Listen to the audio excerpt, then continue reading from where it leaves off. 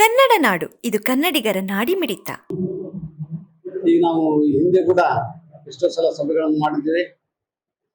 ನಾನು ಈ ಸಂದರ್ಭದಲ್ಲಿ ಮೊದಲನೇದಾಗಿ ಹೇಳ್ಬೇಕಂದ್ರೆ, ಪುರುಷೋತ್ತಮ್ ಗೌಡರು ಒಂದು ಹಠ ತೊಟ್ಬಿಟ್ಟಿದ್ದಾರೆ. ಯಾಕಂದ್ರೆ ಬೇರೆ ಕಡೆ ನೋಡ್ತೀವಿ ನಾವು, ರಾಯಚೂರು ಕಡೆ, ಸಿಂಧೂರು ಕಡೆ ಈ ತರ ಬೆಳವಣಿಗೆ ಇಲ್ಲ. ಅಲ್ಲಿ ದುರದೃಷ್ಟ ಅಂತ ಹೇಳ್ಬೋದು. ನಮ್ಗೆ ಗೌಡ್ರನ್ನ ನೋಡಿದ್ರೆ ನಾವ ಸ್ಫೂರ್ತಿ ಕಳ್ಕೊಂಡ್ಬಿಟ್ಟಿದ್ವಿ ಎಷ್ಟೋ ಸಲ. ಆದ್ರೂ ಅವ್ರು ಇವತ್ತಿಗೂ ಆ ಒಂದು ಸ್ಫೂರ್ತಿಯನ್ನು ಇಟ್ಕೊಂಡಿದ್ದಾರೆ. ನಿಜವಾಗ್ಲೂ ನಾವು ಇದನ್ನ ಅಪ್ರಿಷಿಯೇಟ್ ಮಾಡಬೇಕು. ಮತ್ತೆ ಅವರು ಹಿಂದಿನ ಒಂದು ಬಳಗವನ್ನು ಕಟ್ಟಿಕೊಂಡು ತಮ್ಮ ಮನೆ ಕೆಲಸಗಳನ್ನು ಬಿಟ್ಟು ಈ ತರ ಮಾಡ್ತಿದ್ದಾರೆ. ಇದು ಯಾರ ಸಲುವಾಗಿ? ನಮ್ಮ ಎಲ್ಲಾ ರೈತರ ಸಲುವಾಗಿ, ನಮ್ಮೆಲ್ಲಾ ನಾಗರಿಕರ ಸಲುವಾಗಿ ಇದನ್ನೆಲ್ಲ ಮಾಡ್ತಿದ್ದಾರೆ. ಅದಕ್ಕೆ ಮೊದಲನೇದಾಗಿ ನಾನು ಪುರುಷೋತ್ತಮ್ ಗೌಡರು ಮತ್ತು ಅವ್ರ ಟೀಮನ್ನ ಅಭಿನಂದಿಸ್ತೀನಿ. ಈ ಸಂದರ್ಭದಲ್ಲಿ ಇದೇ ರೀತಿ ಮುಂದುವರೆದು ನಮಗೊಂದು 4 ಒಳ್ಳೆಯ ಕೆಲಸಗಳಾಗಬೇಕು, ನಮ್ಮ ಪ್ರಾಜೆಕ್ಟ್ ಇನ್ನೂ ಬೆಳವಣಿಗೆ ಆಗಬೇಕು, ಪ್ರಗತಿಯಲ್ಲಿ ಸಾಗಬೇಕು ಅನ್ನೋದಕ್ಕೆ ಇಂಥವ್ರ ಒಂದು ಕಾಣಿಕೆ. ಈಗ ನಾವು ಹೋಗಿ ಡೈರೆಕ್ಟ್ ಗೌರ್ಮೆಂಟ್ಗೆ ಏನು ಹೇಳಲಿಕ್ಕೆ ಆಗಲ್ಲ. ಯಾಕಂದ್ರೆ ನಾವು ನಿವೃತ್ತರು ಅಂದ್ರೆ ಯಾರು ಕೇಳೋದಿಲ್ಲ ಅವ್ರನ್ನ, ಅಂತ ಪರಿಸ್ಥಿತಿ ಇದೆ. ಇಂಥದ್ರಲ್ಲಿ ಈ ರೈತ ಸಂಘಗಳೇ ಮುಂದೆ ಬಂದು ಅವ್ರು ಮಾಡ್ತಾ ಇದ್ದಾರೆ. ನಿಜವಾಗ್ಲೂ I should appreciate at this time. ಈ ಒಂದು ಸ್ಫೂರ್ತಿಯನ್ನು ಇಟ್ಕೊಂಡು ಮಾಡ್ತಿದ್ದಾರೆ, ಹಂಗೆ ಸುಮ್ಮನೆ ಕಾಟಾಚಾರಕ್ಕೆ ಮಾಡ್ತಿಲ್ಲ. ಇದು ನಾನು ಮೊದಲನೇದಾಗಿ ಅವ್ರಿಗೆ ಧನ್ಯವಾದಗಳು, ಅವ್ರ ಟೀಮ್ಗೆ ಧನ್ಯವಾದ ಹೇಳ್ತೇನೆ. ಎರಡನೇದಾಗಿ, ಹೋದ ವರ್ಷ ಸಡನ್ ಆಗಿ 19ನೇ ಗೇಟು ಮಧ್ಯಕಾಲದಲ್ಲಿ ಬೆಳೆಗಳು ಇನ್ನೂ ಬಂದಿಲ್ಲ, ಖರೀಫ್ ಬೆಳೆಗಳು ಬಂದಿಲ್ಲ. ಅವಾಗಲೇ ಕಿತ್ಕೊಂಡು ಹೋಗ್ಬಿಡ್ತು ಅಂದ್ರೆ ಅದಕ್ಕೆ ಕಾರಣಗಳಿದೆ. ತಾಂತ್ರಿಕ ವರದಿ ಪ್ರಕಾರ ಮೊದಲೇ 5-6 ವರ್ಷದಿಂದನೇ ಚೇಂಜ್ ಮಾಡ್ಬೇಕಾಗಿತ್ತು, ಗೇಟ್ಗಳನ್ನ ಮಾಡಿಲ್ಲ. ಹಂಗಾದ ತಕ್ಷಣ ಏನಾಯ್ತು, 2ನೇ ಬೆಳೆ ಕಳ್ಕೊಂಡ್ಬಿಟ್ರು ರೈತರು. ಆಮೇಲೆ ಅನ್ನೆಸರಿ ರಿಸರ್ವರ್ಲಿಂದ ನೀರು ಬಿಡ್ಬೇಕಾಯ್ತು, ಯಾಕಂದ್ರೆ ಅವ್ರು ಲೆವೆಲ್ ಮೇಂಟೈನ್ ಮಾಡ್ಬೇಕಲ್ಲ. ಹಿಂಗಾಗಿ ನಾವು ಇದ್ದದ ನೀರು ಕೂಡ ಕಳ್ಕೊಂಡ್ಬಿಟ್ವಿ ಆ ಟೈಮಲ್ಲಿ. ಇಷ್ಟು ನಮಗೆ ಆ ಒಂದೇ ಒಂದು ಗೇಟ್ ಆಗಿದ್ದಕ್ಕೆ ಇಷ್ಟು ಪ್ರಾಬ್ಲಮ್ ಆಯ್ತು. ಮತ್ತೆ ಅದನ್ನ ಕೂಡಿಸ್ಬೇಕಾದ್ರೆ ಕನ್ನಯ್ಯ ನಾಯ್ಡು ಅವರು ಪಾಪ ಪರ್ಸನಲ್ ಇಂಟ್ರೆಸ್ಟ್ ತಗೊಂಡು ಅದನ್ನೆಲ್ಲ ಮಾಡಿದ್ದಕ್ಕೆ ನೀರಿನಲ್ಲೇ ಕೂಡಿಸ್ತಕ್ಕಂಥ, ನೀರು ಹರಿಬೇಕಾದ್ರೆ ಕೂಡಿಸ್ತಕ್ಕಂಥ ಒಂದು ತಂತ್ರಜ್ಞಾನವನ್ನು ಅಳವಡಿಸ್ಕೊಂಡು ಮಾಡಿದ್ರು. ಅದು ಬಹಳ ಶ್ಲಾಘನೀಯದ. ಹಿಂಗಾಗಿ ನಮ್ಗೆ ಎಷ್ಟೋ ನಮ್ಮ ಇದು ಸುಧಾರಿಸ್ತಾ ಆಯ್ತು. ಆ ಗೇಟ್ ಕೂಡಿಸಿದ್ರಿಂದ, ಟೆಂಪ್ರರಿ ಗೇಟ್ ಕೂಡಿಸಿದ್ರಿಂದ ಬಹಳ ಅನುಕೂಲ ಆಯ್ತು. ಅದಲ್ಲದೆ ನಮ್ಮ ರೈತರಿಗೆ ಇನ್ನೊಂದು ಆತಂಕ ಇತ್ತು, ಒಂದು ಬೆಳೆ ಕಳ್ಕೊಂಡ್ಬಿಟ್ಟಿವಿ ನಾವು, ಈ ವರ್ಷ ಕೂಡ ಬೆಳೆ ಬರುತ್ತೋ ಇಲ್ಲೋ ಅಂತ. ಯಾಕಂದ್ರೆ ಇಲ್ಲಿ ಗೇಟ್ಗಳದ್ದು ಏನು ಕಾರ್ಯಪ್ರಾರಂಭ ಏನೂ ಆಗ್ಲಿಲ್ಲ, ಏನಿಲ್ಲ ಜಲ್ದಿ. ಅದಕ್ಕೂ ಹೋರಾಟ ಮಾಡಿದ್ರು, ಆದಷ್ಟು ಬೇಗ ಆಗ್ಬೇಕು ಹಂಗಂತ. ಈಗ ನೋಡಿದ್ರೆ ನಮ್ಮ ಅವಧಿಗಿಂತ ಮುಂಚೆನೆ ಮಾಡಿದ್ದಾರೆ. ಇದು ನಮ್ಗೆ ರೈತರಿಗೆ ಬಹಳ ಒಂದು ಹರ್ಷದಾಯಕ ಸುದ್ದಿ. ಇದಕ್ಕೆ ಈ ಸಂಬಂಧವಾಗಿ ನಾನು ತುಂಗಭದ್ರಾ ಬೋರ್ಡಿನ ಅಧಿಕಾರಿಗಳನ್ನು ಹಾಗೂ ಬೋರ್ಡ್ನವರನ್ನು ಮತ್ತು ನಮ್ಮ ಸರ್ಕಾರದವನ್ನು ಅಭಿನಂದಿಸ್ತೇನೆ. ಈ ಜೊತೆಗೆ ಈಗ ಸರಪಳಿಗಳು ಹಾಗೆ ಉಳಿಸ್ಬೇಕಂತ ಮಾಡಿದ್ರು. ಈಗ ಸರಪಳಿಗಳನ್ನು ಕೂಡ ಚೇಂಜ್ ಮಾಡ್ತಾ ಇದ್ದಾರೆ. ಇದು ಒಳ್ಳೆ ಮೂವ್. ಈ ತರ ಮಾಡಿದ್ರಿಂದ ಮುಂದಿನ ದಿನಗಳಲ್ಲಿ ಸದ್ಯಕ್ಕಂತೂ ಈ ಗೇಟಿನ ಪ್ರಾಬ್ಲಮ್ ಇರೋದಿಲ್ಲ. ಇದು ಈಗಿನ ಸಮಸ್ಯೆ ಇತ್ತು ಗೇಟಿಂದು. ರೈತರು ನಿರಾಳವಾಗಿ ಇರ್ಬೋದು. ಈಗ ಮಳೆ ಬಂದು ದೇವರು ನೀರು ತುಂಬಿಸ್ಬಿಟ್ರೆ ಮತ್ತೆ ನಮ್ಮ ಖರೀಫ್ ರಬಿಗೆಲ್ಲ ನಡೀತದಂತ ನನ್ನ ಆಸೆ. ಜಲಾಶಯ ವಿಷಯ ಈಗ ಬಳ್ಳಾರಿ, ವಿಜಯನಗರ, ಕೊಪ್ಪಳ, ರಾಯಚೂರು ಜಿಲ್ಲೆಗಳ ತುಂಗಭದ್ರಾ ಜಲಾಶಯ ಏನಿದೆ ಅಲ್ಲ ಸರ್, ಈಗ 105 TMC ಅಂತ ಹೇಳ್ತಾರ. ಅದು 5 TMC ಬಂದು 100 TMC ಸರ್, 33 TMC ಆಲ್ರೆಡಿ ಹೋಗ್ಬಿಡುತ್ತೆ. ಈಗ 100 TMC ಇರತಕ್ಕಂಥದ್ದು 5 TMC ಜಾಸ್ತಿ ಎಕ್ಸ್ಟ್ರಾ ಹೇಳ್ತಾರಂದ್ರೆ ಆ ಗೇಟ್ಗಳು ಒಂದೊಂದು ಅಡಿ ಎಕ್ಸ್ಟ್ರಾ ಮಾಡಿದಾರೆ ಸರ್. ಅದಕ್ಕಾಗಿ 105 ಅಂತ ಹೇಳ್ತಾರೆ ಹೊರತಾಗಿ ಒಳಗಡೆ ಯಾವುದೇ ಒಂದು ಮರಳು ಕೂಡ ತೆಗೆದಿಲ್ಲ. ಆದ್ರೆ ನಾವು ಸಾರನ್ನ ಸಲಹೆ ಕೇಳ್ತಿರೋದು ಏನಂದ್ರೆ, ತುಂಗಭದ್ರಾ ಜಲಾಶಯ ಉಳಿಯತಕ್ಕಂಥ ಪ್ರಯತ್ನ ಮಾಡ್ರಿ. ಮೊನ್ನೆ ತಾವು ಪತ್ರಿಕಾ ಮಾಧ್ಯಮದ ಮುಖಾಂತರ ಕೂಡ ಮಾನ್ಯ ಉಪಮುಖ್ಯಮಂತ್ರಿಗಳನ್ನ ಜಲಾಶಯದಲ್ಲಿ ವಿಷಯನ ಕೇಳಿದ್ರಿ, ಹೂಳಿನ ಬಗ್ಗೆ. ಅವ್ರು ಕೂಡ ಮೊನ್ನೆ ಮಾನ್ಯತೆ ಕೊಟ್ಟು ವಿಷಯ ತಿಳಿಸಿದ್ದಾರೆ. ಅದೇನೋ ಚೈನಾ ಸಿಸ್ಟಮ್ ಬಗ್ಗೆ ಆಲೋಚನೆ ಮಾಡ್ತೀವಿ, ಆಂಧ್ರ ತೆಲಂಗಾಣದ ಬಗ್ಗೆ ಆಲೋಚನೆ ಮಾಡ್ತೀವಿ ಅಂತ ಹೇಳಿದ್ದಾರೆ. ಆದ್ರೆ ತಮ್ಮೆಲ್ಲರ ಒಂದು ಸಹಕಾರದ ಮೇರೆಗೆ 2017ರಲ್ಲಿ ತುಂಗಭದ್ರಾ ಜಲಾಶಯ ಉಳಿಯತಕ್ಕಂಥ ಪ್ರಯತ್ನ ಮಾಡಿದ್ವಿ. ಅವಾಗ ನಾವೇನ್ ಮಾಡಿದ್ದು, ವಿಧಾನ ಪರಿಷತ್ತು, ವಿಧಾನಸಭೆ ಮತ್ತು ಪಾರ್ಲಿಮೆಂಟ್ ನಲ್ಲಿ ಎಲ್ಲರೂ ಕೂಡ ಇಲ್ಲಿ ಜಗದೀಶ್ ಶೆಟ್ಟರು, ಕುಮಾರಸ್ವಾಮಿ ಮತ್ತು ಅನಂತ್ ಕುಮಾರ್ ಸರ್ ಅವರೆಲ್ಲರ ವಿಷಯ ಎತ್ತಿದ ಮೇಲೆ ಪಕ್ಷಾತೀತವಾಗಿ ಎಲ್ಲರೂ ಕೂಡ ಅದಕ್ಕೆ ಸಪೋರ್ಟ್ ಮಾಡಿ ರೈತರಿಂದ ಇವತ್ತು ಉಳಿಯತಕ್ಕಂಥ ಪ್ರಯತ್ನ ಆಗ್ತಾ ಇತ್ತಂದ್ರೆ ನಾವೆಲ್ಲರೂ ಕೂಡ ಅದಕ್ಕೆ ಬೆಂಬಲ ಕೊಡೋಣ ಅಂತಕ್ಕಂಥ ಮಾತನ್ನು ಹೇಳಿದ್ರು. ಆದ್ರೆ ತಜ್ಞರ ಸಂಸ್ಥೆಗೆ ಏನ್ ವಿಷಯ ಬಂತು, ಯಾವುದೇ ಕಾರಣಕ್ಕೂ ಉಳಿ ತೆಗೆದಾಗಲ್ಲ ಅಂತಂದೇಳಿ ಅವ್ರಿಗೊಂದು ಸಲಹೆ ಬಂತು. ಆ ಸಲಹೆ ನಡ್ಕೊಂಡು ನಿಂತ್ಬಿಟ್ರು. ಅಂದ್ರೆ 2017ರಿಂದ ಇಲ್ಲಿವರೆಗೆ 8 ವರ್ಷ ಆಯ್ತು. 8 ವರ್ಷ ಆಯ್ತು, ಯಾವುದೇ ಸರ್ಕಾರ ಕೂಡ ಇಲ್ಲಿವರೆಗೆ ಏನ್ ಮಾಡ್ತಾ ಇಲ್ಲ. ಅಂದ್ರೆ ಅವರ ತಜ್ಞರ ಸಮಿತಿ ಯಾವ ರೀತಿಯಾಗಿ ನೀವು ತಜ್ಞರ ಸಮಿತಿ ಹೇಳಿದ್ರೆ ಉಳಿ ತೆಗಿಯಕ್ಕೆ ಆಗಲ್ಲ ಅಂತ ಹೇಳಿದ್ರೆ ಮೊದಲವ್ರು ಹೇಳಿದ್ರು 20,000 ಎಕರೆ ಹೊಲ ಬೇಕು ಆ ಹೂಳಾಕಕ್ಕೆ ಅಂತ ಹೇಳಿದ್ರು. ಸರ್ 2017 ನಿಮ್ಮೆಲ್ಲ ಕಣ್ಣೆದ್ರಿ ಮಾಡಿ ತೋರಿಸಿದೀವಿ. 1,88 ಕಿಲೋಮೀಟರ್ ಉದ್ದ ಐತೆ ಇವತ್ತು ಹಿನ್ನೀರಿನ ಪ್ರದೇಶ. 87,666 ಎಕರೆ ಇವತ್ತು ಜಮೀನು ವಿಸ್ತೀರ್ಣ ಪ್ರದೇಶ ಐತೆ. ಅದ್ರಲ್ಲಿ ಯಾಕೆ ಆಗಲ್ಲ ಹೂಳು ತೆಗೆಯೋದು? ಇವತ್ತು ಜಲಾಶಯದಲ್ಲಿ ಒಳಗೆ ಹೋಗ್ತಕ್ಕಂತ ಖಾಲಿ ಇವನ್ನ ರಸ್ತೆಗಳು ಮಾಡಿಕೊಡ್ರಿ, ಅದ್ರ ಮುಖಾಂತರ ಹೂಳತಕ್ಕಂಥವ್ರಿಗೆಲ್ಲ ಪರ್ಮಿಷನ್ ಕೊಟ್ಬಿಡ್ರಿ. ಇಟಿಗೆ ಕಾರ್ಖಾನೆ ಕೊಟ್ರೆ ತಾವೇ ತಗೊಂಡು ಹೋಗ್ತಾರ.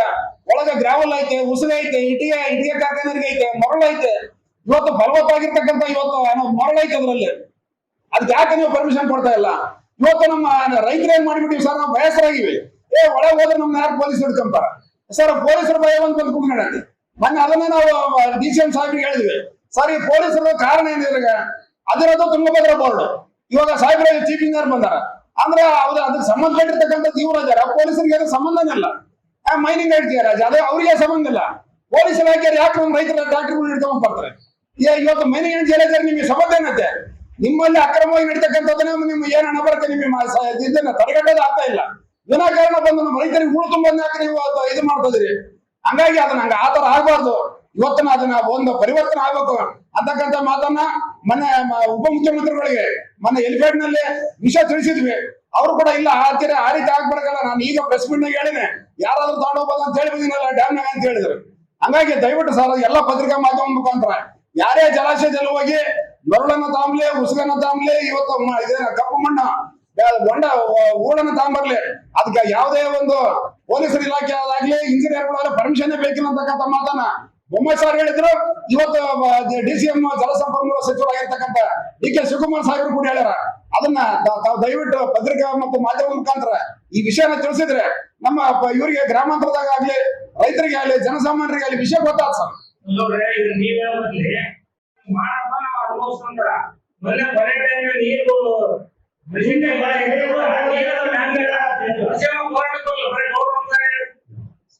ಅಂತ ರೈತರೇ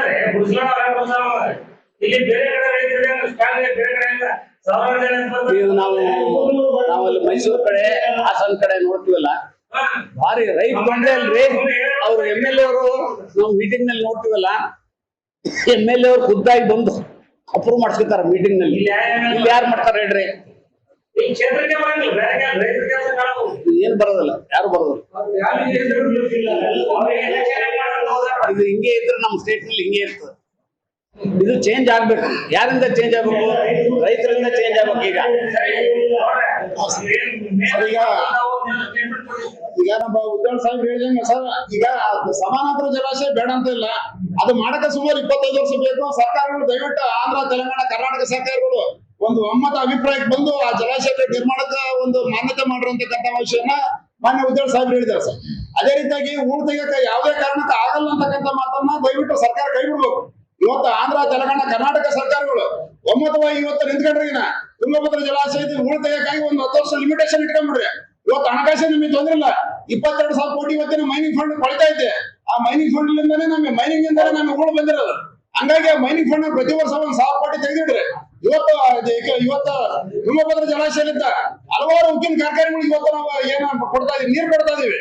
ಅವರೆಲ್ಲರೂ ಕೂಡ ನಮ್ ಸಾರ್ ಹೇಳಿದಂಗೆ ಮಾರ್ಚ್, ಏಪ್ರಿಲ್, ಮೇ ಪ್ರತಿ ವರ್ಷ 3 ತಿಂಗಳು ಅವರೆಲ್ಲ ಎಕ್ವಿಪ್ಮೆಂಟ್ಸ್ ಬಿಡ್ರಿ ಅಂತ ಕೇಳಿದ್ರೆ ಅವ್ರು ಏನ್ ಹೇಳ್ತಿದಾರೆ? ಸರ್ಕಾರದ ಆದೇಶ ಆದ್ರೆ ನಾವೆಲ್ಲ ಎಕ್ವಿಪ್ಮೆಂಟ್ಸ್ ಬಿಡ್ರಿ ಅಂತಂದಾರ.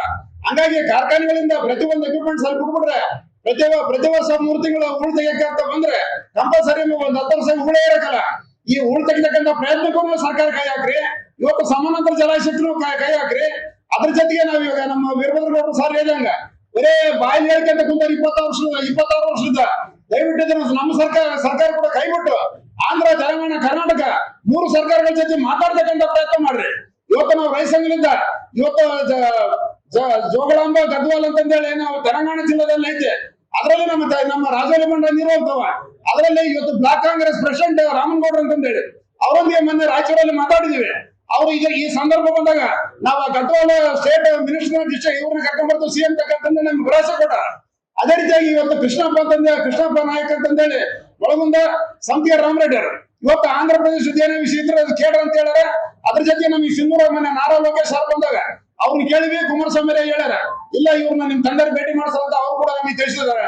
ಹಂಗಾಗಿ ಆಂಧ್ರ, ತೆಲಂಗಾಣ, ಕರ್ನಾಟಕ ನಾವೆಲ್ಲ ಕೂಡ ಇವತ್ತೇ ನಮ್ಮ ಉಪಮುಖ್ಯಮಂತ್ರಿಗಳು ಈ ತಿಂಗಳಾಗ ಇವತ್ತೇನು ಮೀಟಿಂಗ್ ಕರೆದ್ರೆ ಆ ಮೀಟಿಂಗ್ ನಲ್ಲಿ ಗೌಡ್ರ ಇದ್ದಂಗ ನಿಮ್ಮೆಲ್ಲರ ಸಲಹೆಯನ್ನ ಸರ್ ದಯವಿಟ್ಟು ಇದಕ್ಕೆ ಆದೇಶ ಮಾಡ್ರಿ, ಸರ್ಕಾರ ಮಾಡ್ರಿ, ಯಾವ್ದು ಏನೇ ಇರೋ ತುಂಬಿಕೊಂಡು ಯಾರು ಅಡ್ಡ ಬಾರ್ದು ಅಂತಂದೇಳಿ ಇದು ಮಾಡಿರ್ತಕ್ಕಂಥ ವಿಷಯಕ್ಕೆ ಅದಕ್ಕೆ ಭದ್ರಾಗಿರ್ತೀವಿ. ದಯವಿಟ್ಟು ನಾವೇನಿವೆ ನಿಮ್ಮೆಲ್ಲರ ಮುಖಾಂತರ ವಿನಂತಿ ಮಾಡೋದು, ಮೈನಿಂಗರಾಗಲಿ ಪೊಲೀಸರಾಗಲಿ ನಮ್ ಫ್ಯಾಕ್ಟ್ರಿ ನಿಂದಿರಿಸಿದ್ವಿ, ಅವ್ರು ಯಾರೋ ಊಳಕೊಂಡು ಹೋಗಿ ನಿಂದಿರಿಸಿದ್ವಿ ಅಂತಕ್ಕಂಥ ಪ್ರಯತ್ನ ಮಾಡಿದ್ರೆ ಆ ಸ್ಟೇಷನ್ ಮುಂದೆ ಹೋಗಿ ಮತ್ತೆ ರೈತರ ಉಗ್ರ ಹೋರಾಟಕ್ಕೆ ನಾವೆಲ್ಲ ಸಿದ್ಧ ಆಗಿರ್ತೀವಿ. ಹಿಂಗಾಗಿ ಪೊಲೀಸ್ ಇಲಾಖೆಗೆ ಇವತ್ತು ಪತ್ರಿಕಾ ಮುಖಾಂತರ ಎಚ್ಚರಿಕೆ ಕೊಡ್ತಾ ಇದೀವಿ. ನೀವೇನಿದ್ರೆ ತುಂಗಭದ್ರಾ ಜಲಾಶಯದ ಹಿನ್ನೀರಿನ ಪ್ರದೇಶಕ್ಕೆ ಪೊಲೀಸ್ ಹೆಚ್ಚಡಬಾರದು. ಯಾವುದೇ ಕಾರಣಕ್ಕೆ ನಿಮಗೆ ಸಂಬಂಧ ಇಲ್ಲ. ನೀವು ಮೈನಿಂಗ್ ಅಂಡ್ ಜಿಯಾಲಜಿ ಅಸಲು ಸಂಬಂಧನೇ ಇಲ್ಲ. ನೀವು ನಿಮ್ಮ ಅಕ್ರಮಗಳು ನೀವು ಬಗೆಹರಿಸಿದ್ರೆ ನಮ್ಮ ಒಂದು ನ್ಯಾಯವಾದ ಕೆಲಸಕ್ಕೆ ನೀವು ಬರಲೇಬಾರದು ಅಂತಕ್ಕಂಥ ವಿನಂತಿ ಮಾಡ್ತಾ ಇವತ್ತಿನ ಜಲಾಶಯದ ವಿಷಯಕ್ಕೆ ಇವತ್ತು 17-13ರಿಂದ ಹೆಂಗ ಸಪೋರ್ಟ್ ಮಾಡ್ಕೊಂಡು ಬರ್ತೀವಿ. ದಯವಿಟ್ಟು ಈ ತಿಂಗಳ ಕೊನೆಯಲ್ಲಿ ಇವತ್ತು ನಮ್ಮ ಜಲಾಶಯದಲ್ಲಿ ಮೂಳೆ ತಗೋಬೇಕಂತ ರೈತರಿಗೆ ಕೇಳಿದಾಗ ಅವರೆಲ್ಲ ಕೂಡ ರೈತರು ಏನ್ ಹೇಳ್ತಿದಾರ, ನೋಡ್ರೆ ನಾವು ಡೀಸೆಲ್ ಕೊಟ್ರೆ ಬರ್ತೀವಿ ಅಂತ ಅದಕ್ಕೆ ನಾವೇನ್ ಮಾಡಿ ಈಗ ಪ್ರಾರಂಭ ಆಗಲ್ಲ ಹೇಳಿ ಇವಾಗ ಒಂದು 100 ಟ್ರ್ಯಾಕ್ಟರ್ ಆಲ್ರೆಡಿ ರೆಡಿ ಆಗ್ಯಾವ. ಇವತ್ತು 100 ಟ್ರ್ಯಾಕ್ಟರ್ಗಳಿಗೆ 3 ಲಕ್ಷ ರೂಪಾಯಿ ಇವತ್ತು ಬರೀ ಡೀಸೆಲ್ಗೆ ಆಗ್ತಾ ಐತೆ. ಹಣಕಾಸಿನ ಒಂದು ಸಿದ್ಧತೆಗಳಲ್ಲಿ ಕೂಡ ನಾವು ಅದೀವಿ. ಆ ಒಂದು ಏನು ಎಷ್ಟು ಹಣಕಾಸು ಇರುತ್ತೆ ಅಷ್ಟು ಹಣಕಾಸಿನ ಮುಖಾಂತರ ಈ ತಿಂಗಳ ಕೊನೆ ವಾರದ ಒಳಗಾಗಿ ಜಲಾಶಯದಲ್ಲಿ ಹೋಗ್ಬೇಕಾದ್ರೆ ಇನ್ನೊಮ್ಮೆ ಸಭೆ ಕರೆದು ತಮ್ಗೆಲ್ಲರಿಗೆ ಇನ್ವೈಟ್ ಮಾಡ್ತೀವಿ. ದಯವಿಟ್ಟು ತಾವೆಲ್ಲರೂ ಒಂದು ಹಿನ್ನೀರಿನ ಪ್ರದೇಶ ಮಾಡ್ಕೊಂಡು ಆ ಉಳಿತಕ್ಕಂಥ ಪ್ರಯತ್ನಕ್ಕೆ ನೀವೆಲ್ಲರೂ ಕೂಡ ಸಹಕಾರಿ ಇರ್ಬೇಕಂತಕ್ಕಂಥ ಮಾತನ್ನೆಲ್ಲ ಉಪಯೋಗ ಮಾಡ್ಕೊಂಡು ಕರ್ನಾಟಕದ ಶೇರ್ಗೆ ಮತ್ತು ಇವ್ರು ಹೇಳಿದ್ರಲ್ಲ ಇಂಥ ಕೆಲಸಗಳಿಗೆ ಅದನ್ನು ಉಪಯೋಗಿಸಬೇಕು. ಅಲ್ಲ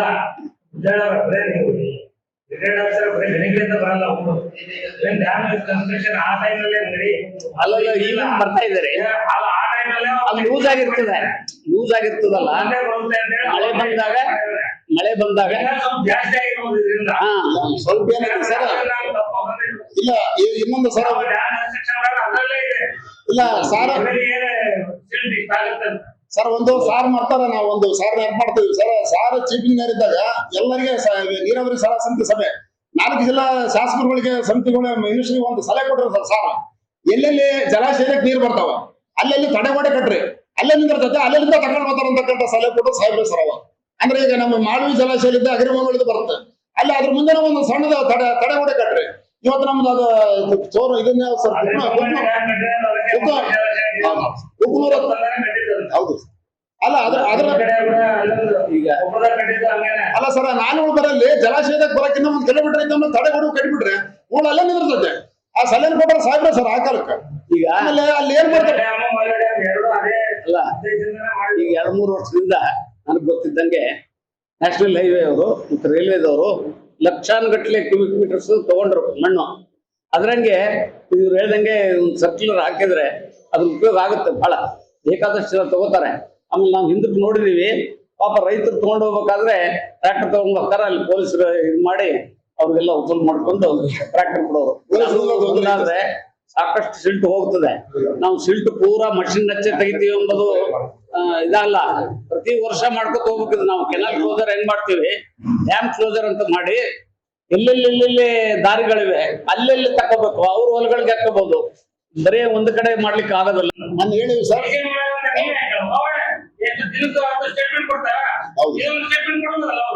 ಈಗ ಮೊನ್ನೆ DCM ಸಾರ್ ಕೇಳಿದಾಗ 15ನೇ ತಾರೀಕು ಬಹಳಷ್ಟು ಮಟ್ಟಿಗೆ ಉದ್ಘಾಟನೆ ಅಂತಂದ್ರೆ ಸರ್ 15ಕ್ಕೆ ಆಗಲ್ಲ ಸರ್.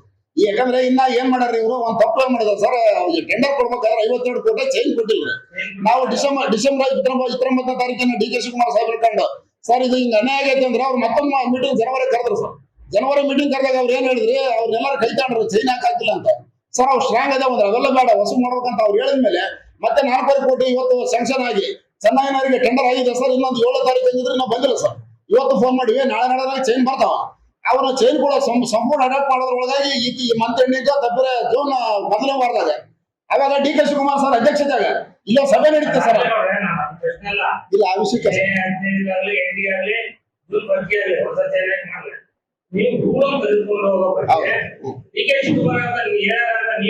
ಹೌದು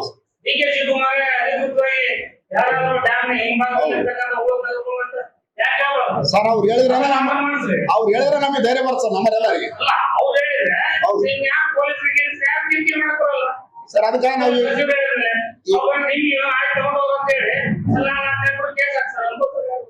ಈಗ ಅದಕ್ಕೆ ಸರ್ ಈಗೇನ